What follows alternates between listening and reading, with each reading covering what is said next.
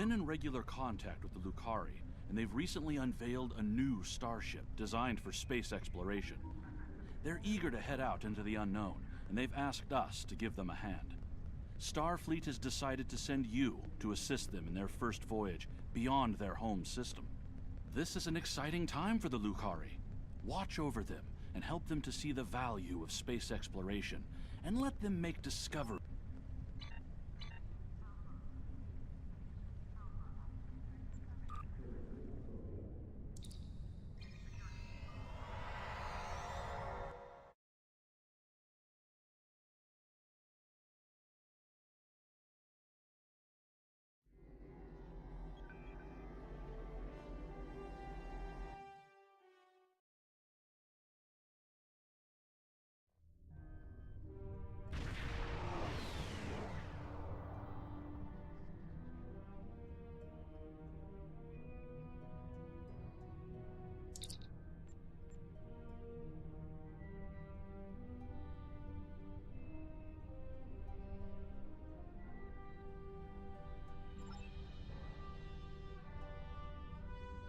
My dear friend Camarda, just think about how much I can help.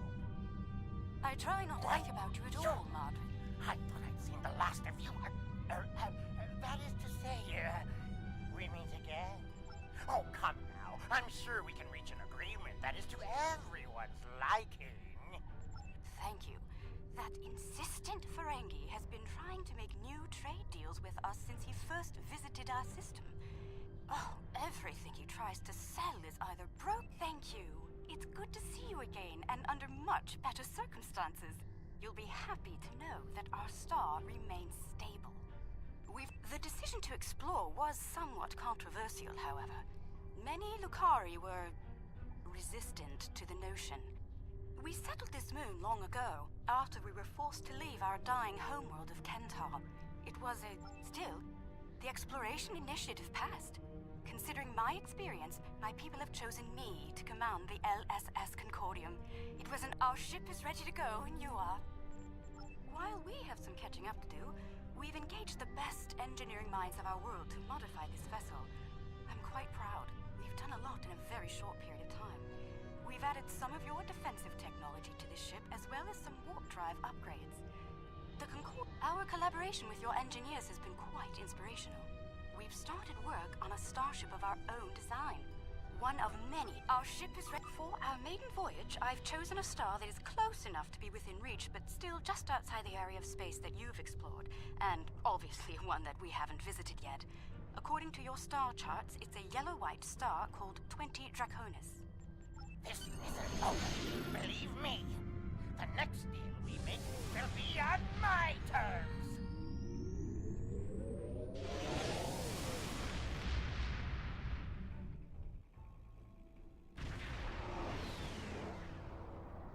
We've arrived on the outskirts of the system. There's a large field of rocky debris and asteroids. We're picking up various metals and crystalline formations. Should we approach one of the larger asteroids and...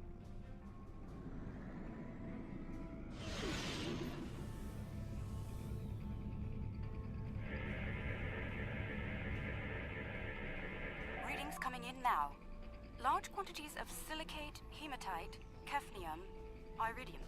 Crystalline structures appear to be the result of deposits created under a heavy impact. Perhaps this asteroid was part of a larger one that broke up in a collision. Sensors are picking up some movement on the far side of the asteroid. Not simple orbiting debris either. Cosmozoans! They're beautiful. Do you have any information about them? Intriguing. The Gekli communicate using radio waves and feed on dust particles and energy emissions. And, it seems an adjustment of our EM band is in order. I don't like the idea of the Concordium becoming a Gekli food source.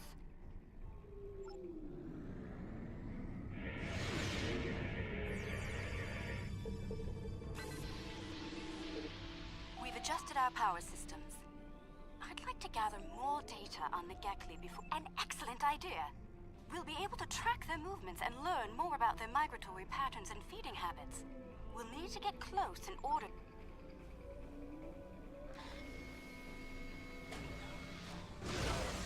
data's coming in from the Gekli. I'd like to expand the number of tagged subjects to optimize data collection. Let's get close enough to slip in with a pod and join them.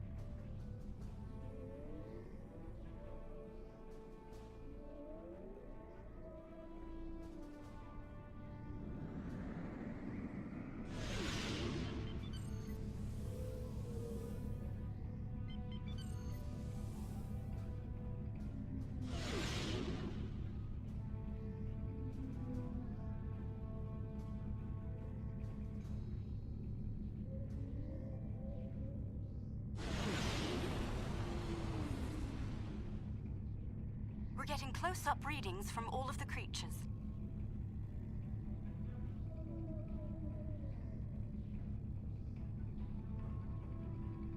They're treating us like one of their own. They're trying to talk to us with their radio waves. That was incredible. What a singular experience. We've spotted a larger group of them in an area not too far from here.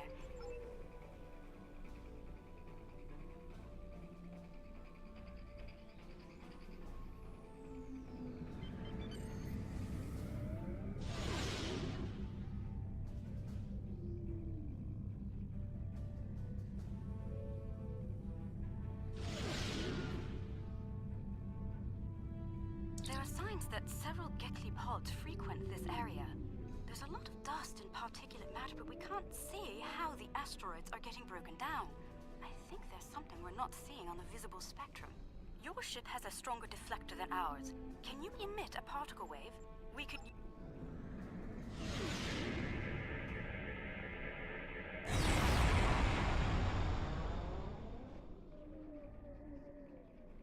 There's some kind of subspace shearing here. It's causing cosmic strings to snap off and break up the asteroids. That must be why the Gekli feed here. There's plenty of particulate matter for them to consume in the debris fields.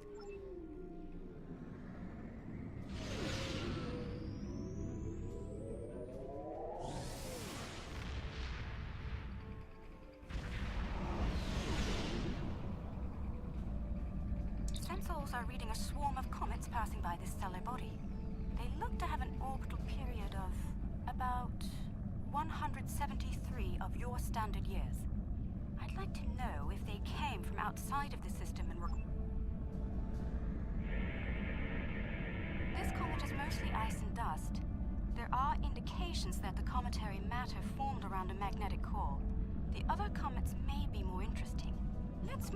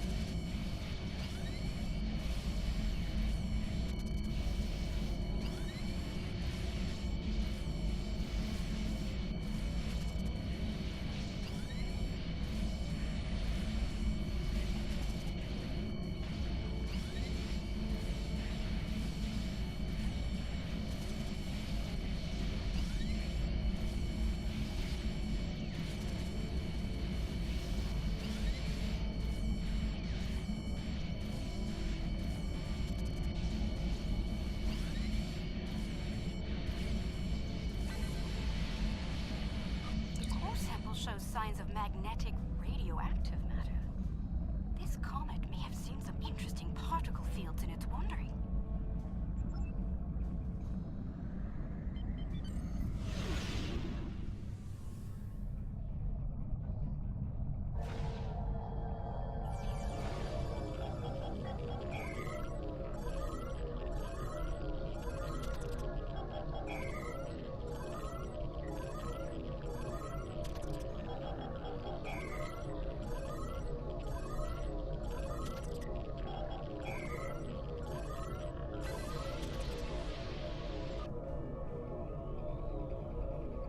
Holding the comet let us get some detailed readings about its emissions.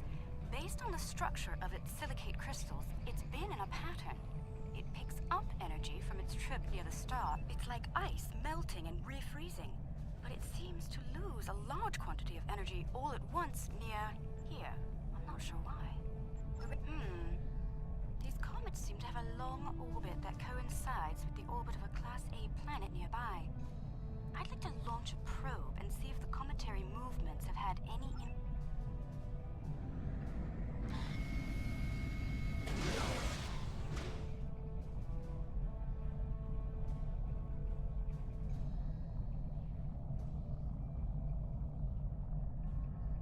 Probe data received. The planet is radiating a considerable amount of heat for its size.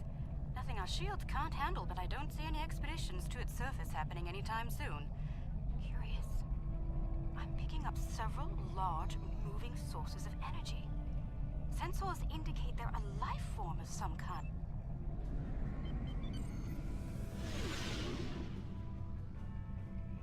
Planet is geothermal in nature. Its surface is partially molten.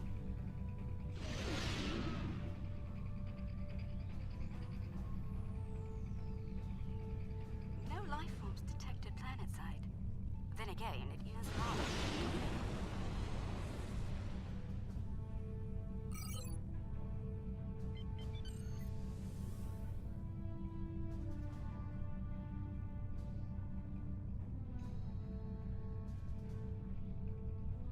There they are. Magnificent, aren't they?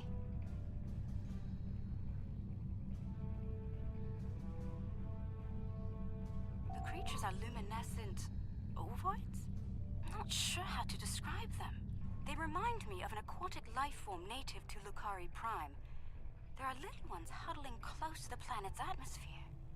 They must use the heat and the planet's electrical discharge. Interesting. These life forms were encountered by the USS Enterprise D on Deneb 4, someplace called Farpoint Station. They haven't been seen anywhere else since. You shouldn't harm...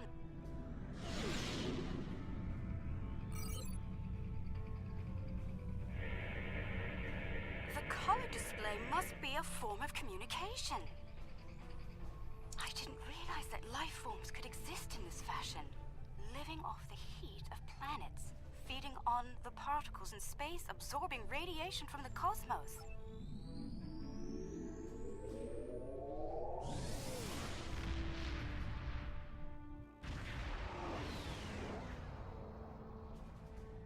Are you seeing this? My sensors indicate this planet is completely devoid of any organic material, and yet it has a breathable atmosphere and lies well. I'm picking up residual levels of radiation. Oh my. I believe I know what happened to this world. Some kind of proto-matter wave happened here. Not if you know how to resolve the chaotic turbulence with a Tarfine reduction. This was a recent event. Some kind of proto-matter incident happened, and it wiped out all life on the planet. I think we should send an away team down to learn more.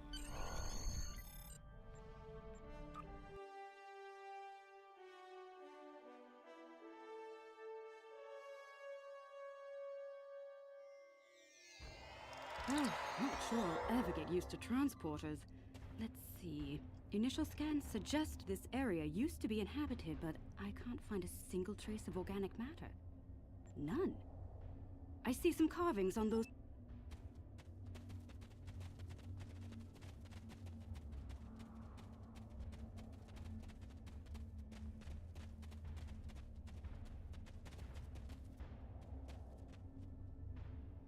The walls of this canyon were worked by tools. I'm sure of it. Sentient life forms lived here. Until the proto-matter detonation. This pillar here, it seems to be a sign pointing to that canyon. Perhaps a pathway there leads to a set... Look, there's some kind of large structure further down the canyon. Look at the size of that plaza. These people must have had quite a developed culture. Let's take some readings up there. This looks like a town square or ceremonial center of some kind. I see some murals on the far side of the square over there by that arch.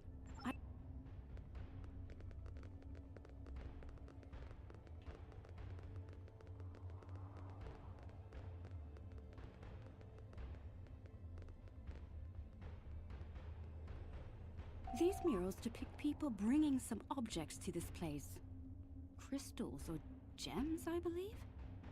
They built their settlement around this site.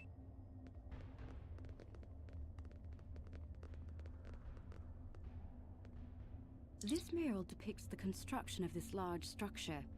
I suspect it was a temple or a place of contemplation for the people. The crystals were revered by the locals, perhaps even worshipped.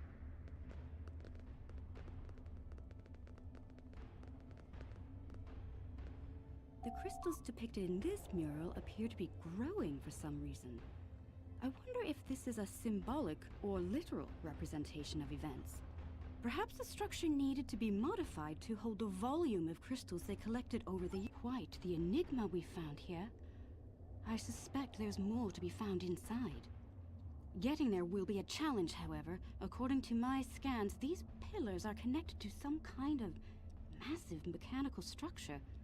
Probably the peak. We could probably force it open, but that could damage the structure, and too much force could even collapse it entirely. I suggest we create a... Yes, it would be based on analysis of things like footprints, wear patterns, and local construction. We can learn what people did here, how they went about their lives, and how they made the device work. We'd be watching a replay of history, roughly speaking. Let's start by gathering information from relics.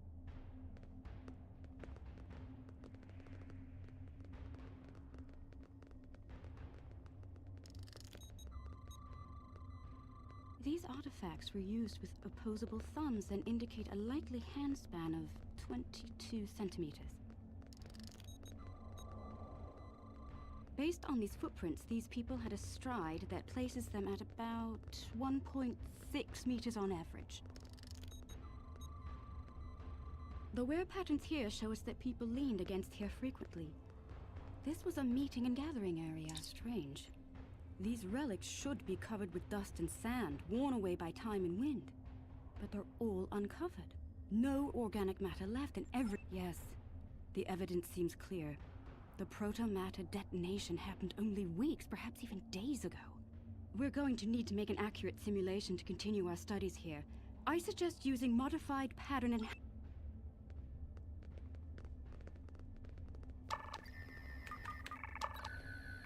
Enhancers online.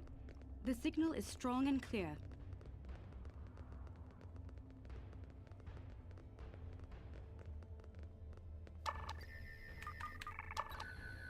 Two down, two to go.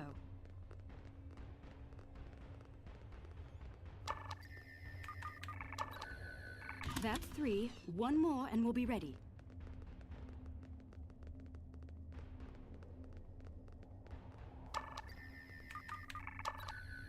That's the last one. All enhancers online and standing by. All right. The enhancers should give us a pretty good image range. Your tricorder can then act as the center of the network control for the enhancers. I can tie in my data to your tricorder whenever you're ready.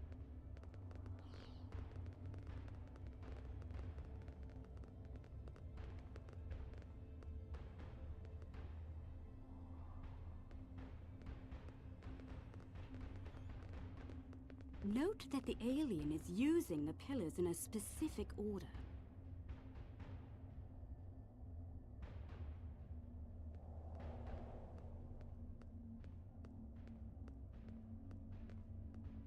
They're making the murals match up on each pillar.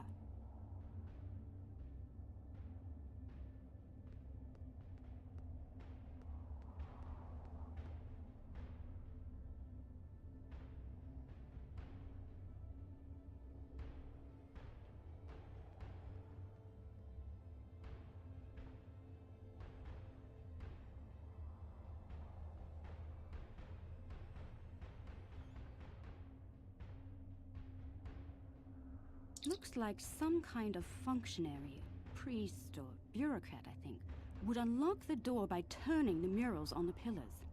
The top mural on each pillar seems to be locked in place for reference. We should follow the order they used on the pillar murals. If we can turn them correctly, I believe we'll unlock the door.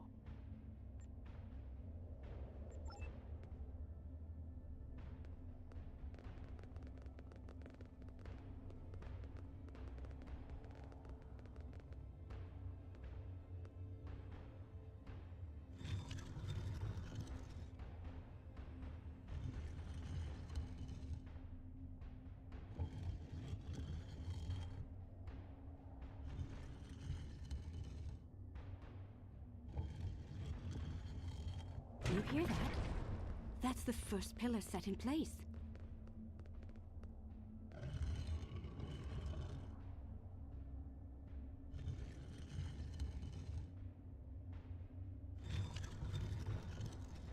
That's 2 pillars set into place.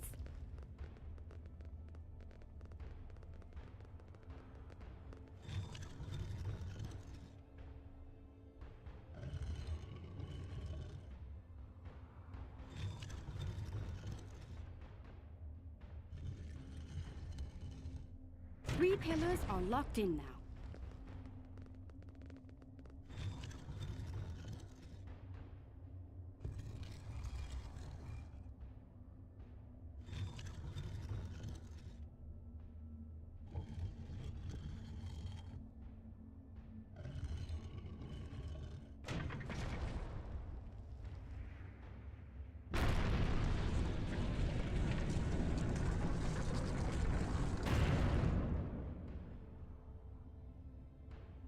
That's it! It's working! Well done! Shall we see what secrets this building holds?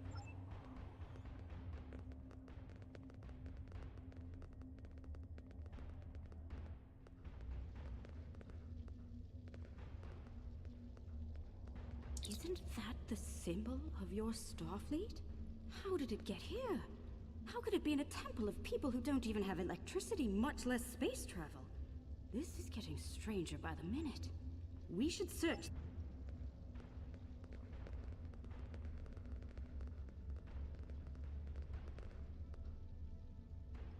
Those people in the picture, they don't look like the others. What happened here? If Starfleet officers contacted this civilization in the past, why wouldn't you have a record of it? We should head... I think the panel on the wall here can be pushed to... Those inner doors across from the panel are opening.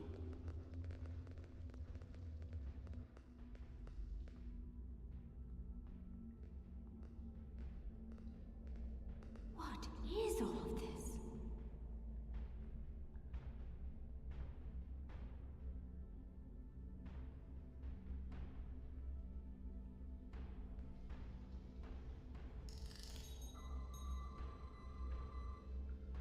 According to my tricorder, we've reached ground zero. This is where someone detonated the protomatter bomb. From here, a self-propagating cascade of proto-energy radiated... Doubtful. I believe what did this was built specifically as a weapon. There's no new ecosystem. All life was eliminated. I'm picking up a residual energy signature here. Take a look. 16-centimeter wavelength with a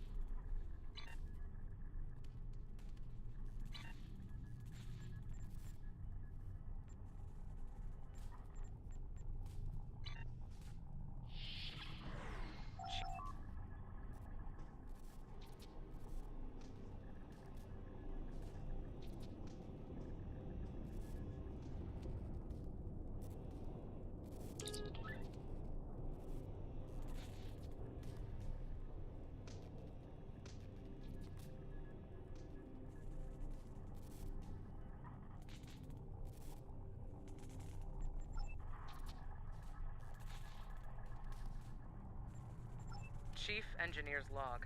Supplemental. By my account, we've been hurled back in time to the 16th century.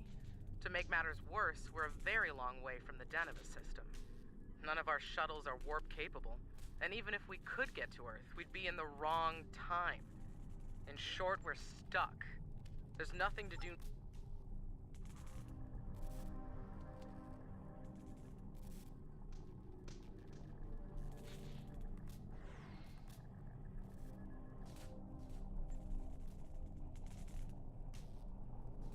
The fines for trespassing are quite severe, and I plan on collecting them.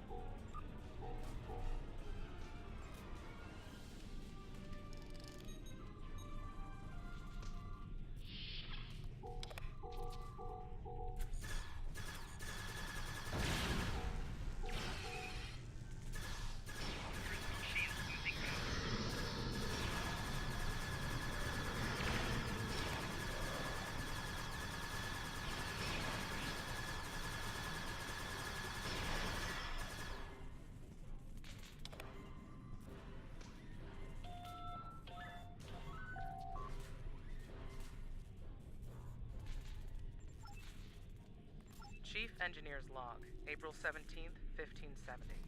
Today we visited the planet we're calling Draconis 3 to collect supplies. The good news, there's a humanoid civilization down there. The bad news, a potential Prime Directive violation. Our landing party was seen beaming in by some of the locals.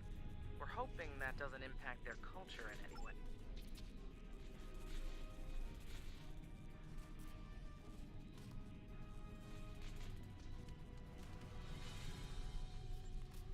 Trying my patience is going to cost you dearly. Chief Engineer's Log, August 6th, 1570. The Warp Booster Sled project is officially a bust. When we tried to spin up the coils, we couldn't get a stable warp field. Yashvi and Arlington managed to shut it down and stop a breach, but the shuttle's impulse drive is shot.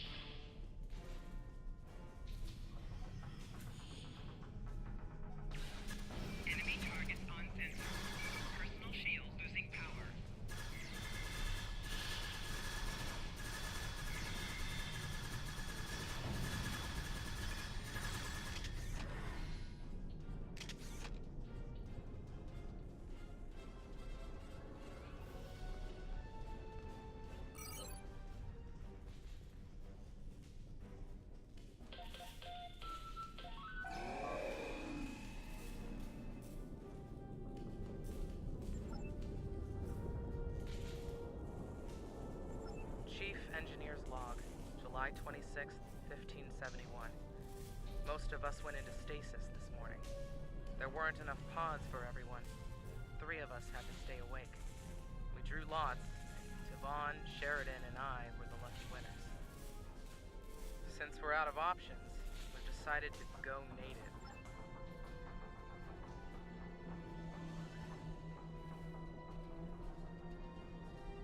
Rule of Acquisition 431. When the shooting starts, let the mercenaries handle it. Handle this, Captain!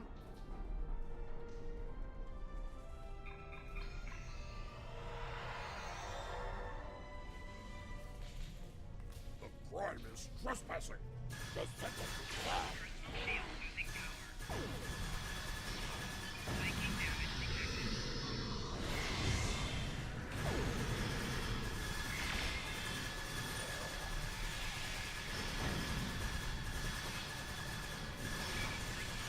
losing power.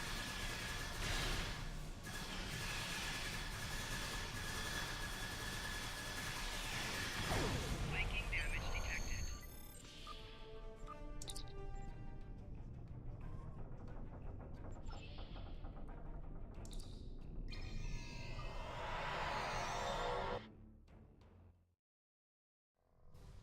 I see you took out the Nausigans on my station.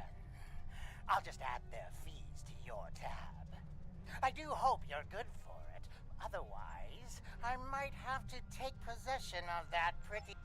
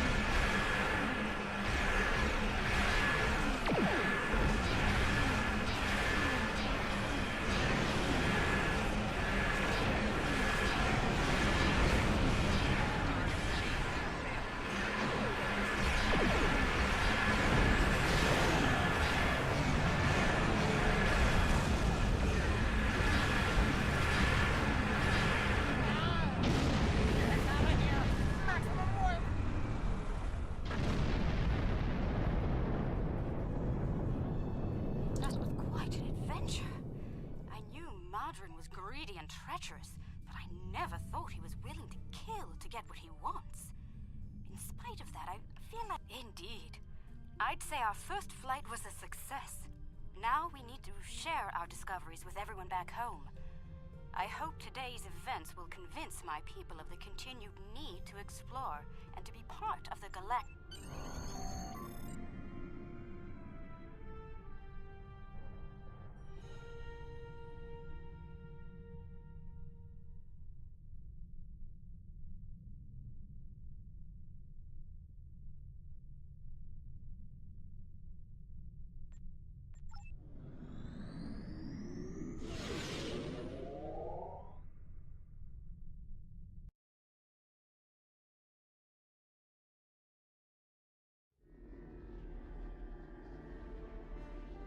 I'm happy to hear the Lucari handled their first experience with space exploration well.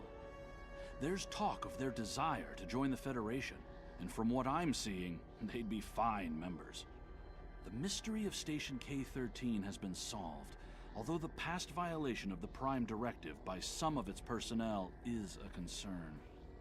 Hopefully the crew preserved in stasis pods will be able to shed a little more light on that situation. Finally, this news of a Zenkethi protomatter weapon is disturbing. I'll be looking into it from all angles, diplomatic...